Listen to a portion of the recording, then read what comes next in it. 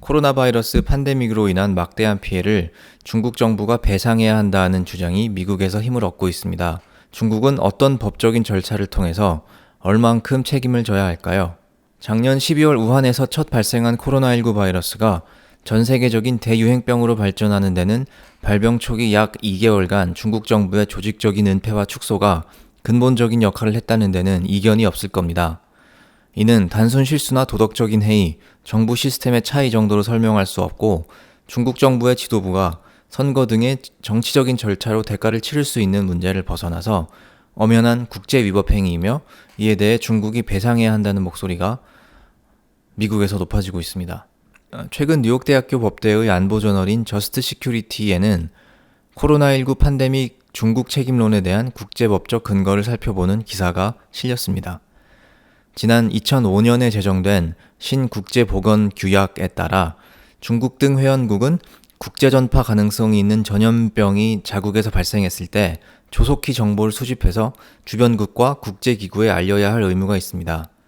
이 규약은 1969년 6개 검역 감염병 관리를 목적으로 채택되었고 2013년에는 사스 유행을 계기로 2015년에 개정 발효됐습니다. 2005년 개정 규약은 몇 가지 병을 추가했는데 이 중 사스 그리고 이와 비슷한 종류의 바이러스로 인한 인체 감염 인플루엔자를 공동 검역 대상에 포함시켰습니다. 중국은 코로나19 발병 초기 WHO의 반복적인 조사 요청과 지원 제안을 별다른 이유 없이 거부했고 발병 사실을 알리려는 지역 의료진을 오히려 감금하고 심각성을 은폐했습니다. 중국 정부의 이러한 발병 직후 대처는 분명히 팬데믹의 근본적인 원인을 제공했고 이는 국제법상 엄연한 불법행위라는 것이 이 기사의 주장입니다. 이에 피해국들은 국가 책임 조항에 근거해 중국 정부를 국제사법재판소에 기소할 수 있고 원상회복, 금전 배상, 사죄 또는 관련자 처벌, 재발 방지 약속 등을 청구할 국제법적 근거가 존재한다는 것입니다. 물론 국제사법재판소의 한계도 명확합니다.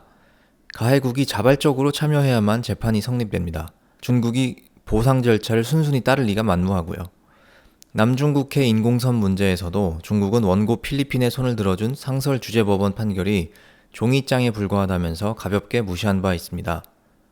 안보리 상임국을 UN 차원에서 제재할 방법도 없고요. 그렇다면 현실적인 방법은 없는 것일까요? 국제법은 배상 의무를 이행하지 않는 책임 당사국에 대한 대항 조치로 피해국의 자력 구제를 허용하고 있습니다. 그 방법은 중국 국민들의 인권을 직접 침해하는 방법이 아니면 사실상 모든 방법이 허용됩니다. 이 때문에 미국 주도의 경제보복이 힘을 얻고 있습니다. 보수 매체 내셔널 리뷰는 6일 중국을 벌하는 방법이라는 기사의 제목의 기고문을 실었습니다. 서방국들이 마이크로칩이나 인공지능, 바이오텍 분야에서 중국 기업들의 신기술 수입을 중단하고 특정 중국 공산당 고위 관료들의 여행을 제한하고 자산을 동결하는 방식으로 고통을 줘야 한다는 주장입니다. 이것보다 사실 제 눈에 띄었던 건 중국 공기업의 해외 자산을 압류하자는 방법이었습니다. 중국이 동유럽, 라틴 아메리카 개발도상 국가들의 막대한 자금을 대출해서 사회 기반 시설을 건설해 준 다음 채무를 빌미로 전략적 항구와 주요 기관의 운영권을 가로채는 이른바 채무함정 외교를 벌이고 있다는 사실은 익히 알려져 있습니다. 미국이 나서서 이런 개발도상국들이 중국의 코로나19 피해 배상을 청구할 방법을 법적 근거를 마련해주고 대가로 중국 정부에 대한 빚을 탕감할 수 있도록 분위기를 조성하자는 거죠. 이렇게 미국이 세게 나가면 국제사법제도를 역이용할 기회가 올 수도 있습니다. 중국은 미국과 이들 국가들이 국제법을 어겼다고 결국 국제사법기관에서 탄원을 주장하게 될 것이라는 말입니다.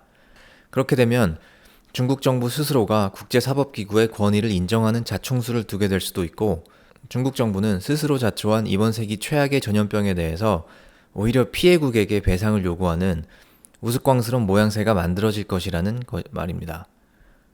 내셔널 리뷰에 이 기사를 기고한 존 유는 유명한 법대 교수인데 대통령의 절대 권한을 주장하며 미국의 물고문을 옹호하는 법적 근거를 마련한 인물로 널리 알려진 매파 법률가입니다. 한마디로 존 볼튼과 같은 범주에 속한 네오콘이라고 생각하시면 될 것 같습니다. 그런데 다음 날인 7일에는 대표적인 진보 매체인 애틀랜틱에도 비슷한 내용의 기사가 실렸습니다. 트럼프가 중국에 대해 처음부터 옳았을 수 있다. 진보 세력은 트럼프를 비판하기 바빠서 정작 중국의 실체를 간과하고 있다라는 내용이었습니다.